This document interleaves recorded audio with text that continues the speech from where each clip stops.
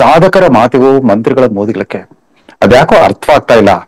ಕರ್ನಾಟಕವನ್ನು ಆಳ್ತಿರೋ ಈ ಗ್ಯಾರಂಟಿ ಸರ್ಕಾರದ ಮಂತ್ರಿಗಳು, ಶಾಸಕರು ಮತ್ತಿತರ ಮಹನೀಯರಿಗೆ ಏನಾಗ ಹೋಗ್ಬಿಟ್ಟಿದೆ. ಅಯ್ಯೋ, ಸಿಲಿಕಾನ್ ಸಿಟಿ ಅಂತ ಜಗತ್ ಪ್ರಸಿದ್ಧವಾಗಿರೋ ರಾಜಧಾನಿ ಬೆಂಗಳೂರಿನಲ್ಲಿ ರಸ್ತೆ ಗುಂಡಿಗಳ ಕಾಟ ಜಾಸ್ತಿ ಆಗಿದೆ, ಕಸ ವಿಲೇವಾರಿ ವ್ಯವಸ್ಥೆ ಅವ್ಯವಸ್ಥೆಯ ಆಗರವಾಗಿದೆ ಅಂತ ಯಾರಾದ್ರೂ 4 ಟೀಕೆ ಟಿಪ್ಪಣಿಗಳು ಬಂದ್ರೆ ಯಾಕೆ ಹಾವು ತುಳಿದವ್ರ ತರ ಆಡ್ತಾರೆ, ಬೆಂಕಿ ಉಂಡೆಯನ್ನು ಉಳ್ತಾರೆ. ಇವರೆಲ್ಲ ಎದುರಾಳಿ ಪಕ್ಷದವರಲ್ಲ, ಯಾರೋ ಬಿಜೆಪಿ ನಾಯಕರ ಮಾತಿಗೆ ಇವರು ಪ್ರತಿಕ್ರಿಯೆ ಅಲ್ಲ, ಅಥವಾ JDS ಪಕ್ಷದ ಮಹಾನ್ ನಾಯಕರ ಮಾತಿಗೆ ಮಾರುತ್ತರ ಅಲ್ಲ.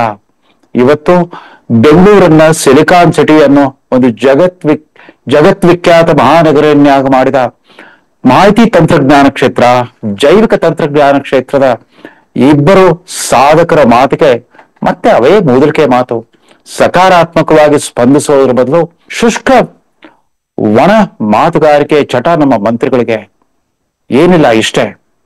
ಬಯೋಕಾನ್, ಭಾರತದಲ್ಲಿ ಟೆಕ್ನಾಲಜಿ ತಂತ್ರಜ್ಞಾನದ ಮೂಲ ಪ್ರವರ್ತಕ್ಕೆ ಅನ್ಸ್ಕೊಂಡಿರೋ, ಬೆಂಗಳೂರಿನಲ್ಲೇ ಜನ್ಮ ತಾಳಿದ, ಬೆಂಗಳೂರಿನಲ್ಲೇ ಹುಟ್ಟಿ ಬೆಳೆದ ಕಿರಣ್ ಮುಜುಮ್ದಾರ್ ಶಾ ಇವತ್ತು ಪ್ರಪಂಚದ 100 ಅತ್ಯಂತ ಪ್ರಭಾವಿ ವ್ಯಕ್ತಿಗಳ ಪೈಕಿ ಒಬ್ಬ ಮಹಿಳೆ ಅಂತ ಅನ್ಸ್ಕೊಂಡಿರೋ ಕಿರಣ್ ಮುಜುಮ್ದಾರ್ ಶಾ ಆಗಾಗ್ಗೆ ಸರ್ಕಾರವನ್ನ ಎಚ್ಚರಿಸುತ್ತಲೇ ಬಂದಿದ್ದಾರೆ.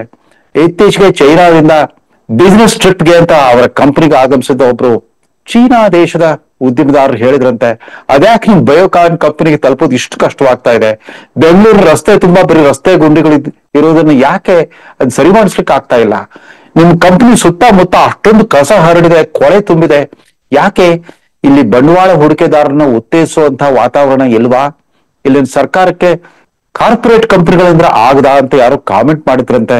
ಅದರಿಂದ ನೊಂದು ಮತ್ತೊಮ್ಮೆ ಯಥಾ ರೀತಿ ತಮ್ಮ ಸೋಷಿಯಲ್ ಮೀಡಿಯಾ ತಾಣದಲ್ಲಿ ಕಿರಣ್ ಮುಜುಮ್ದಾರ್ ಶಾ ಸರ್ಕಾರದ ಗಮನಕ್ಕೆ ಈ ಅವ್ಯವಸ್ಥೆಯನ್ನ ತಂದ್ರು. ತಮ್ಮದೇ ಮಾತುಗಳಲ್ಲಿ ಎಚ್ಚರಿಕೆ ಮಾತನ್ನು ಹೇಳಿದ್ರು. ಕೀ ಮಾತು, ಒಬ್ಬ ಹಿತೈಷಿಯಂತೆ ಮಾತಾಡಿದ್ರು. ಬೆಂಗಳೂರಿನ ಜವಾಬ್ದಾರಿಯುತ ನಾಗರಿಕರ ಪೈಕಿ ಒಬ್ಬರಾಗಿ ಮಾತಾಡಿದ್ರು. ಅದೇ ರೀತಿ ಸಾರ್ವಜನಿಕ ಸುದ್ದಿವಾಹಿನಿಗಳಲ್ಲೂ ಕೂಡ ಈಗಾಗಲೇ ಸಾಕಷ್ಟು ಬಾರಿ ಚರ್ಚೆ ಸಂವಾದಗಳಲ್ಲಿ ಪಾಲ್ಗೊಳ್ಳೋ ಮತ್ತೊಬ್ಬ ಸಾಧಕ, ಇನ್ಫೋಸಿಸ್ ಪರಿವಾರದಿಂದ ಹೊರಗೆ ಬಂದು ತಮ್ಮದೇ ವ್ಯಕ್ತಿತ್ವವನ್ನ ಕಟ್ಕೊಂಡಿರೋ ಟಿವಿ ಮೋಹನ್ ದಾಸ್ ಪೈ ಕೂಡ ಆಗಾಗ್ಗೆ ಸರ್ಕಾರವನ್ನ ಎಚ್ಚರಿಸ್ತಾನೆ ಬಂದಿದ್ದಾರೆ. ಇಲ್ಲಿನ ರಸ್ತೆಗಳ ಗುಣಮಟ್ಟ, ಇಲ್ಲಿನ ಕಸ ವಿಲೇವಾರಿಯ ಅವ್ಯವಸ್ಥೆ ಇವುಗಳನ್ನ ನೋಡಿದ್ರೆ ಯಾಕೆ ಇಲ್ಲಿ ಹೂಡಿಕೆ ಮಾಡಿದ್ವಿ ಅಂತ ನಮಗೆ ಪಶ್ಚಾತ್ತಾಪ ಪಡುವಂಗ ಆಗ್ಬಿಟ್ಟಿದೆ. ದಯಮಾಡಿ ಇದನ್ನು ಸರಿಪಡಿಸಿ, ಬೆಂಗಳೂರಿನ ಮೂಲ ಸೌಕರ್ಯಗಳನ್ನು ಸರಿಪಡಿಸಿ, ಇನ್ನೆಷ್ಟು ವರ್ಷ ಬೇಕು ನಿಮಗೆ ಅಂತ ಅವ್ರು ಟೀಕೆ ಮಾಡೋದಕ್ಕೆ ಅವರಿಬ್ಬರು ಮಾತಿಗೂ ಕೂಡ ಮಂತ್ರಿಗಳ ಪೈಕಿ ಅನೇಕರು ಒಬ್ಬರ ಮೇಲೆ ಒಬ್ರು ಪೈಪೋಟಿ ಬಿದ್ದವರಾಗೆ ಅವರಿಗೆ ಮೂದಲಿಕೆ ಉತ್ತರವನ್ನ ಕೊಡ್ತಾ ಇದ್ದಾರೆ. ಅದರಲ್ಲೂ ಇತ್ತೀಚೆಗೆ ಬುದ್ಧ ಬಸವ ಅಂಬೇಡ್ಕರ್ ತತ್ವಜ್ಞಾನದ ಏಕೈಕ ಮುಖವಾಣಿ ಅಂತ ವರ್ತಿಸ್ತಾರೋ ಯುವ ಮಂತ್ರಿ ಪ್ರಿಯಾಂಕ್ ಖರ್ಗೆ ಅವರು ಯಾಕೆ ಇವರು ಈ ತರ ಮಾತಾಡ್ಬೇಕಾಗಿತ್ತು? ಬರೀ ಮೋಹನ್ ದಾಸ್ ಪೈ ಅವರು ಇದೇ ಮಾತುಗಳನ್ನ ಮೋದಿಯವರು ವಿರುದ್ಧ ಯಾಕೆ ಆಡ್ತಾ ಇಲ್ಲ, ಬರೀ ನಮ್ ಬಗ್ಗೆ ಮಾತ್ರ ಟೀಕೆ ಮಾಡ್ತಿದ್ದಾರೆ ಅಂತ ಹೇಳ್ತಾರೆ. ಇನ್ನು ಭಾರಿ ಉದ್ಯಮಗಳ ಸಚಿವ MB ಪಾಟೀಲ್ರು ಕೂಡ ಹೇಗಿದೆ, ಏನಿದು ಕಿರಣ್ ಮುಜುಮ್ದಾರ್ ಶಾ ಅವರು ನಮ್ಗೆ ರಚನಾತ್ಮಕ ಸಲಹೆ ಕೊಡೋದ್ರ ಬದಲು ನಾವು ಇವತ್ತು ಬೆಂಗಳೂರನ್ನ ಸಾವಿರಾರು ಕೋಟಿ ತೊಡಗಿಸ್ಬಿಟ್ಟು ಅಭಿವೃದ್ಧಿ ಮಾಡೋ ಪ್ರಯತ್ನದಲ್ಲಿರುವಾಗ ಈ ತರ ಮಾತಾಡಿದ್ದು ಸದಭಿರುಚಿ ಅಲ್ಲ ಅಂತ ಅವ್ರು ಹೇಳ್ತಾರೆ.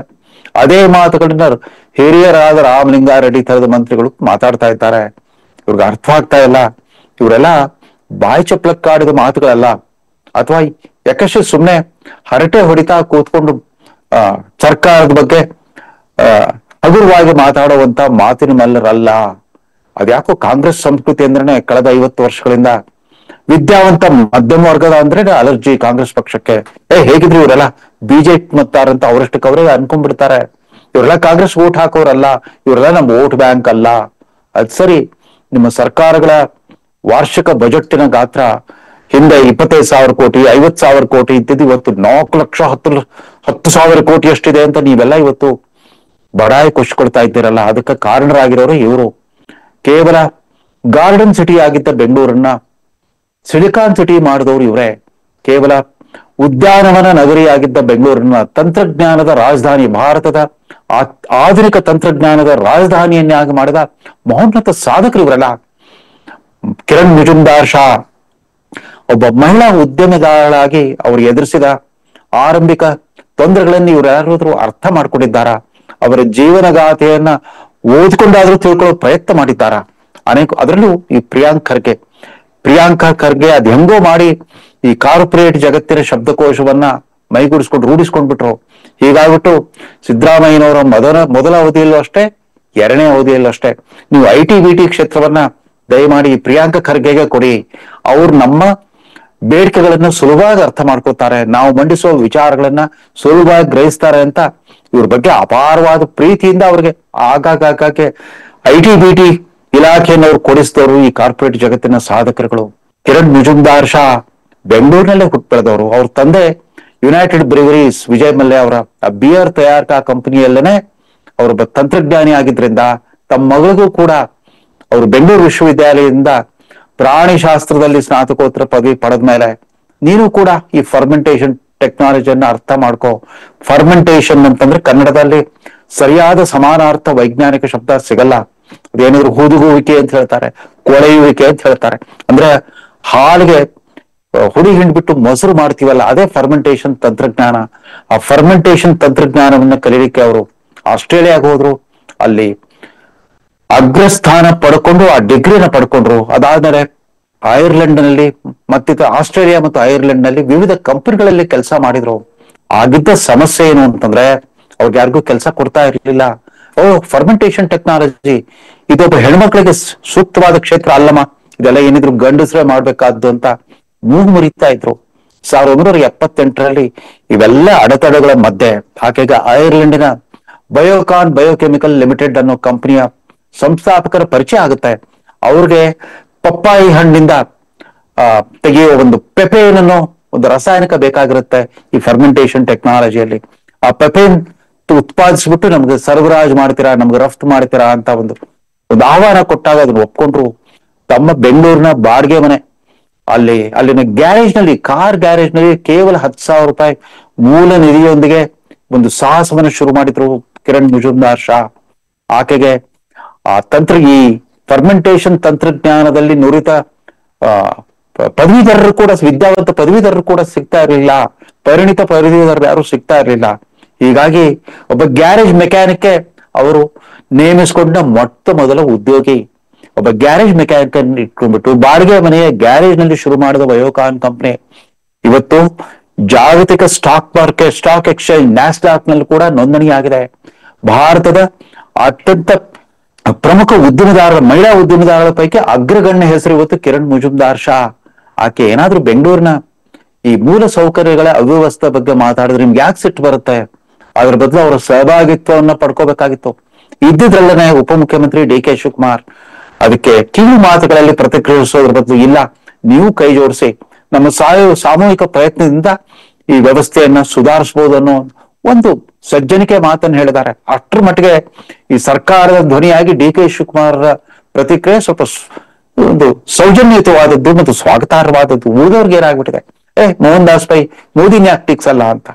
ಹಿಂದೆ ಇಲ್ಲಿ ಬಿಜೆಪಿ 3 ವರ್ಷದ ಸರ್ಕಾರ ಇದ್ದಾಗಲೂ ಕೂಡ ಆಗಾಗ್ಗೆ ಇದೇ ಕಿರಣ್ ಮುಜುಮ್ದಾರ್ ಶಾ ಮತ್ತು ಮೋಹನ್ ದಾಸ್ ಪೈ ಟೀಕಾಸ್ತ್ರಗಳನ್ನ ಪ್ರಯೋಗ ಮಾಡ್ತಾ ಇದ್ರು, ಕಿವಿ ಹಿಂಡಿ ಅವ್ರನ್ನ ಸರಿಪಡಿಸೋ ಪ್ರಯತ್ನ ಮಾಡ್ತಾ ಇದ್ರು. ಆವತ್ತಿನ ಬಿಜೆಪಿ ರಾಜ್ಯ ಸರ್ಕಾರದ ಸಮಸ್ಯೆ ಹೀಗೆ ಇತ್ತು. ಅಕಸ್ಮಾತ್ ಅವ್ರು ಮೋದಿ ಅವ್ರನ್ನ ಮೆಚ್ಕೊಳ್ತಿದ್ದಾರೆ ಅಂತಂದ್ರೆ ಆ ಕೇಂದ್ರ ಸರ್ಕಾರದ ಕಾರ್ಯವೈಖರಿಯೇ ಬೇರೆ, ಮೋದಿಯವರ ಕಾಯಕ ಸಂಸ್ಕೃತಿಯೇ ಬೇರೆ. ಅವು ಯಾವ ರೀತಿ ತಂತ್ರಜ್ಞಾನಾಧಾರಿತ ಆರ್ಥಿಕ ವ್ಯವಸ್ಥೆಗೆ, ಅಂದ್ರೆ ಅವರ ನಿಕಟಪೂರ್ವ ಪ್ರಧಾನಮಂತ್ರಿ ಡಾಕ್ಟರ್ ಮನಮೋಹನ್ ಸಿಂಗ್ ಹಾಕಿದ ಅಡಿಪಾಯದ ಮೇಲೆ ಯಾವ ರೀತಿ ಇವತ್ತು ಭಾರತವನ್ನ ಪ್ರಪಂಚದ 4ನೇ ಅತ್ಯಂತ ಬಲಿಷ್ಠ ಆರ್ಥಿಕ ಶಕ್ತಿಯಾಗಿ ಬೆಳೆಸಿದ್ದಾರೆ ಅನ್ನೋದು ನಮ್ಮ ಕಣ್ಣು ಮುಂದೆನೆ ಇದೆ.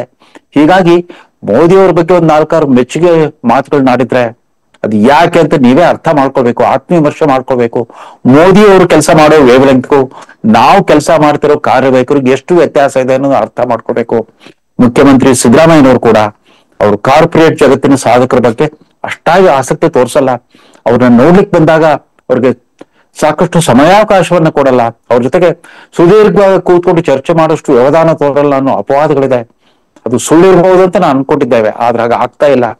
ಜಾತಿ ಮೀಸಲಾತಿ ಬಿಟ್ಟು ನೀವು ಬೇರೆ ಯಾವ ವಿಷಯದ ಬಗ್ಗೆ ಆಸಕ್ತಿ ತೋರಿಸಲ್ಲ. ಬೆಂಗಳೂರು SM ಕೃಷ್ಣ ಮುಖ್ಯಮಂತ್ರಿ ಆಗಿದ್ದಾಗ್ಲೇನೆ ಬಂಡವಾಳ ಹೂಡಿಕೆ ಮತ್ತು ಆಧುನಿಕ ತಂತ್ರಜ್ಞಾನ ಕ್ಷೇತ್ರದಲ್ಲಿ ಜಾಗತಿಕ ತಂಗುದಾಣ ಹೋಗ್ಬಿಡ್ತು.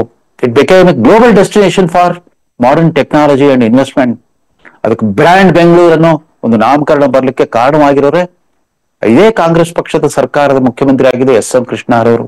ಎಸ್ ಎಂ ಕೃಷ್ಣ ಅವರವರ ವಿಷನ್ ಹೇಗಿತ್ತು, ಕಾರ್ಯವೈಖರಿ ಏನಿತ್ತು, ಈ ಮೂಲ ಸೌಕರ್ಯಗಳಿಗೆ ಸಂಬಂಧಪಟ್ಟಂತೆ ಸಾರ್ವಜನಿಕ ಶೌಚಾಲಯ ನಿರ್ಮಾಣ, ಫುಟ್ಪಾತ್ಗಳ ನವೀಕರಣ ಮತ್ತು ಆಧುನಿಕ ರಸ್ತೆಗಳ ನಿರ್ಮಾಣದ ವಿಚಾರದಲ್ಲಿ ಕೂಡ ಅವಾಗ ಈ ಕಾರ್ಪೊರೇಟ್ ಜಗತ್ತಿನ ಸಾಧಕರನ್ನ ಕರೆಸ್ಬಿಟ್ಟು Bengaluru agenda task force BATF ಅನ್ನೋ ಒಂದು ಸರ್ಕಾರಿ ಖಾಸಗಿ ಕಾರ್ಪೊರೇಟ್ ವಲಯದ ಒಂದು ಸಹಭಾಗಿತ್ವದ ವೇದಿಕೆ ನಿರ್ಮಾಣ ಮಾಡಿದ್ರು.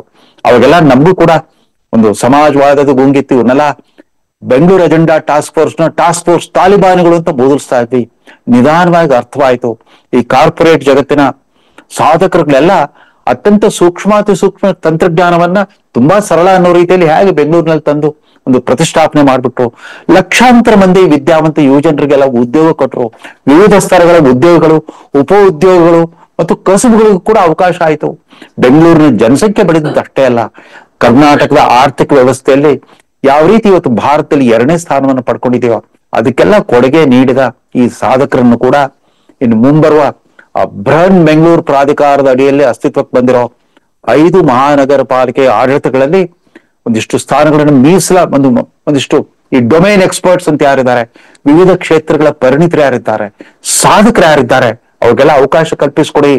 ಒಂದಿಷ್ಟು ಕ್ರಿಯಾಶೀಲ ಸಲಹೆಗಳಾದ್ರೂ ಬರುತ್ತೆ, ಅವ್ರನ್ನ ಆಡಳಿತದಲ್ಲಿ ತೊಡಗಿಸ್ಕೊಳ್ಳುವಂತಹ ಒಂದು ವ್ಯವಸ್ಥೆಯನ್ನ ತರಬಹುದು ಅಂತ ಕಾಣುತ್ತೆ. ಈಗಾಗಲೇ ಬೆಂಗಳೂರು ಅಭಿವೃದ್ಧಿ ಜವಾಬ್ದಾರಿ ವಹಿಸ್ಕೊಂಡಿರೋ DK ಶಿವಕುಮಾರ್ ಅವರು ಮುಖ್ಯಮಂತ್ರಿ ಆಗ್ತಾರೋ ಬಿಡ್ತಾರೋ ಇದೇ ಇಲಾಖೆಯಲ್ಲಿ ಮುಂದುವರೆದ್ರೆ ದಯಮಾಡಿ ನಿಮ್ಮ ಗುರು, ರಾಜಕೀಯ ಗುರು ಅವ್ರ ಹೆಸರಲ್ಲಿ ನೀವು ಹಿಂದೆ ಪ್ರಮಾಣ ವಚನ ಸ್ವೀಕರಿಸಿದ್ರೆ, ನಿಮ್ಮ ಕೃಷ್ಣ ಸರ್ಕಾರದಲ್ಲಿ ಮಂತ್ರಿ ಆಗುವಾಗ ಶ್ರೀಕೃಷ್ಣನ ಹೆಸರಲ್ಲಿ ಪ್ರಮಾಣ ವಚನ ಸ್ವೀಕರಿಸ್ತೇನೆ ಅಂತ ಹೇಳಿದ್ರಿ.